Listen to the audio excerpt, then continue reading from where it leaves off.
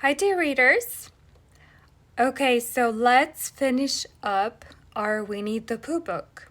So we have 2 more stories left in this book, and then we can move on to another book. So our next story is titled Boo to You, Winnie the Pooh. I know it's not Halloween, but it could be an interesting story. Boo to you, Winnie the Pooh. Once each year, there comes the most peculiar day. The dark grows darker, the leaves rattle on the trees, and everything is a tad spookier. On this particular day, Winnie the Pooh was dressed like a bee, snacking on his last drop of honey. "Oh, Halloween," he chuckled. "Though I'm not fond of tricking, I do enjoy treating." A few minutes later, a skeleton bounced in. "Not late, am I?" asked Tigger, for that was who the bouncer was.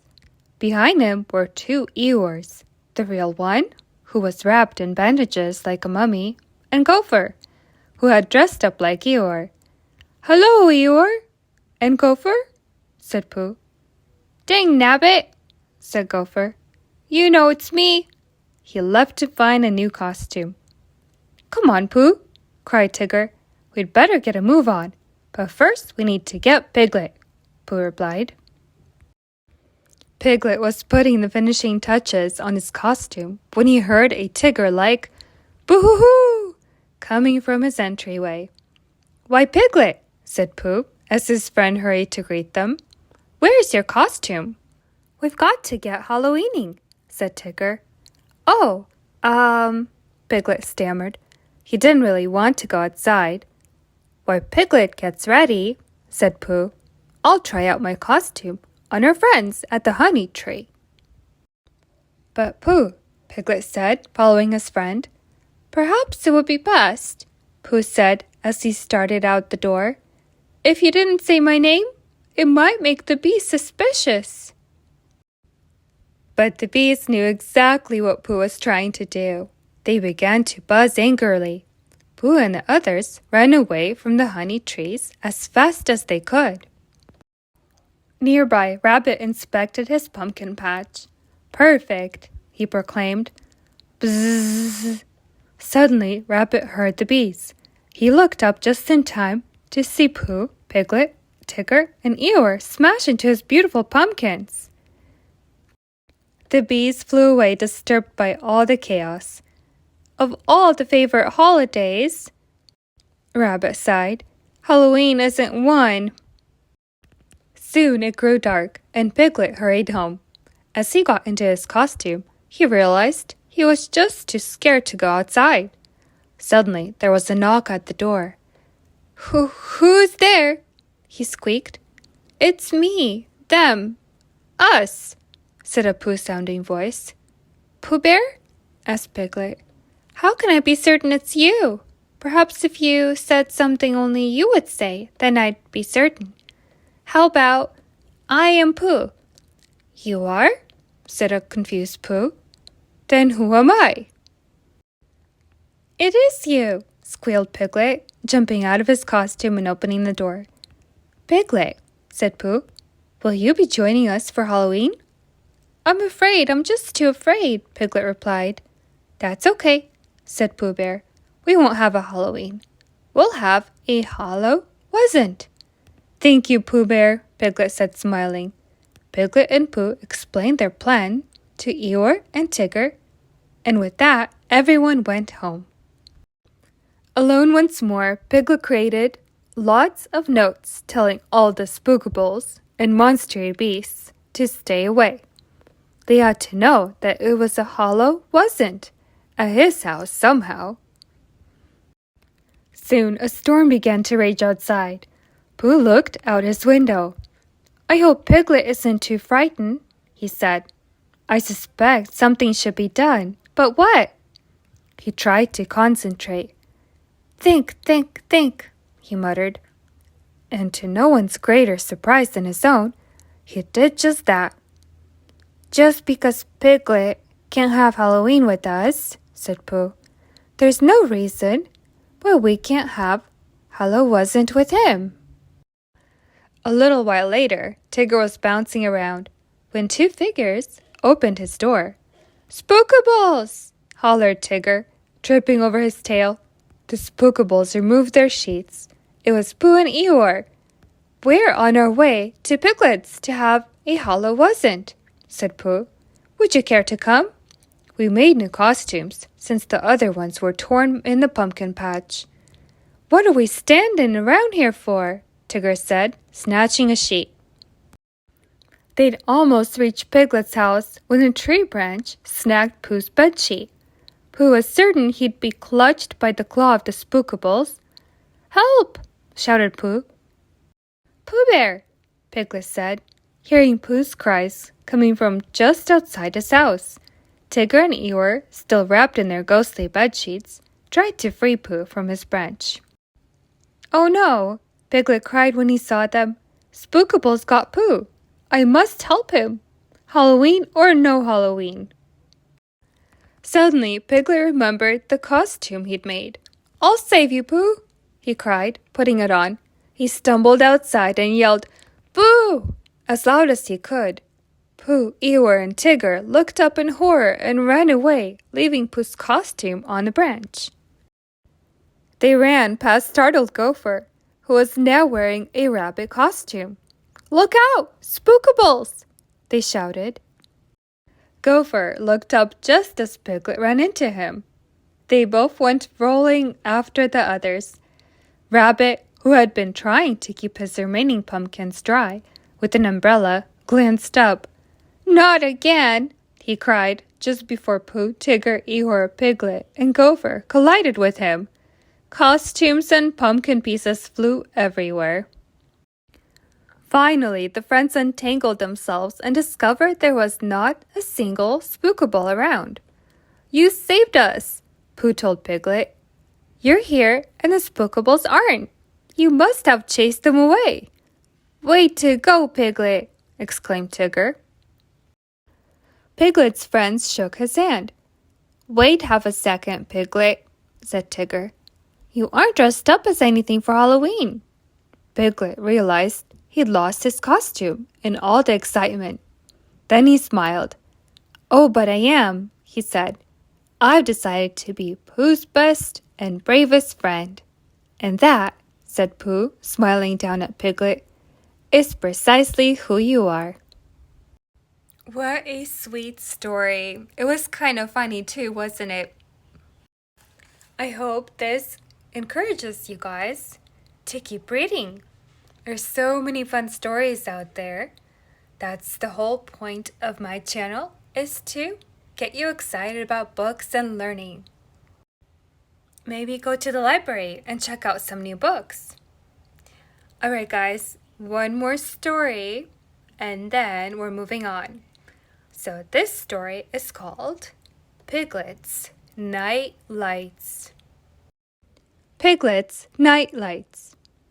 It was twilight in the 100-acre wood when Winnie the Pooh knocked on Piglet's door. Piglet opened the door and looked around anxiously. "Are you really quite sure about this, Pooh?" he asked. "It's getting awfully dark out there, and it's so light and cozy in here. Maybe we could just camp out in my living room." "That would be a camp in, not a camp out," Pooh said. He reminded Piglet that their friends would be going too. Pooh helped Piglet get ready. He stuffed acorn muffins into Piglet's backpack while Piglet packed his favorite blanket and teddy bear. "I have a feeling I'm forgetting something," Piglet said. "Well, let's see," Pooh said. "We have honey." He patted the sticky honey pot in his pack. "And we have plenty of muffins. What else could we possibly need for our camp out?" As Pooh and Piglet walked towards the campsite, it got darker and darker. Piglet got more and more frightened. "What's that?" he said, pointing to a scary-looking shape in the trees. "I'm not certain, Piglet," Pooh said nervously. "Maybe if we close our eyes, it will go away?" He and Piglet shut their eyes and stood very still. "Hello down there," called a voice from above. Pooh and Piglet both jumped startled. All they could see were two eyes. "Why, it's only me, Owl," the voice said. "I thought you two might need help finding the others." "Oh, thank you, Owl," Piglet said. When the friends reached the campsite, it was completely dark. Pooh bumped into Rabbit, who was struggling to put up the tent. "Well, don't just stand there," Rabbit said. "I need all the help I can get." "Did I hear someone say help?" Tigger called, bouncing into the clearing. "Have no fear. Tigger's here. With illumination," he said proudly, holding up a lantern. "Oh, you brought a light too?" cried Piglet, peeking out from under the hood of his jacket. "Thank goodness. It's awfully dark out here." While the friends got to work setting up the tent, Piglet began to unpack. "Oh no," he wailed. "I forgot my nightlight. I can't sleep without one." He wrung his hands. "What am I going to do?" "Don't worry, buddy boy," Tigger said. "You can use my lantern as a nightlight." Just then, the lantern flickered out. "On second thought," Tigger said, digging through Rabbit's bag, "Longears must have something in here you can use." Tigger pulled out a kite, a flower pot, a kitchen pans. Finally, he spotted a flashlight. Tigger tried to turn it on, but nothing happened.